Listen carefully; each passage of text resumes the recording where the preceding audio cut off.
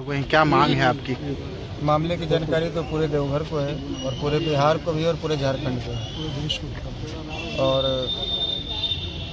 थाना से न्याय की उम्मीद में इतने लोग रात में अपना सब काम धाम घर परिवार सब छोड़ के आए हुए हैं। 4 घंटे से यहाँ पे हैं। थाना प्रभारी अभी बाहर निकल गए। जब तक वो नहीं आएंगे तब तक हम लोग उनका इंतज़ार करेंगे। हम लोगों को शक है कि थाना प्रभारी और इस थाने के लोग अपराधियों के साथ, हत्यारों के साथ मिले हुए हैं। वो उनको बचाने का प्रयास कर रहे हैं। जैसा कि FIR में जो टाइपिंग करके चढ़ाया गया और घटना की तारीख को 9 के बदले 6 कर दिया गया, उसके बाद जिस दिन घटना हुई थी इसी थाना के लोग जाकर वहाँ सबूत मिटा रहे थे टॉर्च जला जला कर रात के अंधेरे में। कि ये कई चीज़ें ऐसी हैं। उसके बाद हथियार लहराया गया जो कि CCTV में देखा। आपने भी देखा होगा, देखा कि नहीं देखा? अब बताइए ना। हाँ, जी, देखा है ना? जब आर्म्स लहराया गया है तो आर्म्स एक्ट लगना चाहिए ना। अपने तरफ से डाल के वो कट्टा और आर्म्स एक्ट आप लगा देते हैं, और जो रियल में आर्म्स लहरा रहा है उस पर आर्म्स एक्ट नहीं लगा रहे। क्यों भाई, क्यों नहीं लगा रहे? उससे डर है, उससे मिले हुए हैं, उससे पैसा खाए हुए हैं। आपका ट्रांसफ़र पोस्टिंग करवा सकता है। किस बात का डर है?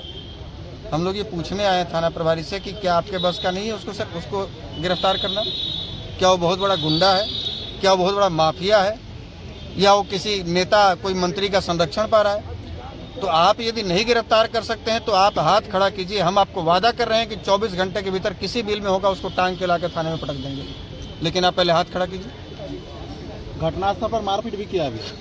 सारा कुछ है, सब कुछ CCTV फुटेज में। मेरा भाई जब एक्सीडेंट हुआ, कमर में चोट लगी थी, इंटरनल ब्लीडिंग हुई थी, लेकिन वो बोल रहा था। यदि तत्काल उसको हॉस्पिटल में ले जाया जाता, मानवता भी कहती है कि ठीक है, हमसे यदि गलती हो गई तो हम उसको हाथ पैर जोड़ के, भैया गलती हो गई, हम उसको हॉस्पिटल में पहले बचाएं। पहले बचाना जरूरी है। लेकिन उस हरामजादे ने, कितना बड़ा वो कमीना होगा और कैसे कुल में वो पैदा लिया होगा और कैसे उसकी परवरिश हुई होगी उस राहुल चंद्रवंशी और चंदन चंद्रवंशी की। उसके भीतर इंसानियत है ही नहीं, उस हरामजादे के भीतर। उसको तो लगा कि कोई सड़क छाप आदमी मर गया, अब इसको मार ही देते हैं, हॉस्पिटल पहुंच जाएगा, जिंदा हो जाएगा तो ये बयान दे देगा। और 1 घंटे तक वो हॉस्पिटल नहीं जाने दिया। लेकिन उसको पता नहीं है कि वो किसका भाई था। अलग के भीतर हाथ डाल के उसका जीव खींच लेंगे, उसको आज यहाँ से कह के जा रहे हैं। आज आप लोग का क्या मांग है? और वो किसी भी बाप के पास जाके पैर पकड़ ले, वो बचने वाला नहीं है। आज का क्या उसको मांग टंगवाएंगे और निश्चित रूप से टंगवाएंगे। और उसमें जो भी अधिकारी शामिल होगा, जो मंत्री शामिल होगा, जो नेता शामिल होगा, जो भी शामिल होगा, किसी को नहीं बख्शा जाएगा। हम इसी के लिए जिंदा रहेंगे। अब केवल इसके लिए, केवल इसको सजा दिलवाने के लिए जिंदा रहेंगे। और जीने का मेरे पास दूसरा कोई कारण नहीं। हम लोग सब साथ हैं। क्या मांग है आज का? अभी का भी मांग है, थाना प्रभारी जो गलती किए हैं जल्दी सुधार करें, नहीं तो सुधार करने का दूसरा तरीका अपनाएंगे। ये कोर्ट में हाजिरी लगाते लगाते परेशान हो जाएंगे, वर्दी नहीं पहन पाएंगे, इनको बता रहे हैं। इसके बाद हम लोग शांति से पेश नहीं आएंगे। FIR में नरमी जो बरता गया, ये वर्दी पहन के आराम से थाना में नहीं बैठेंगे।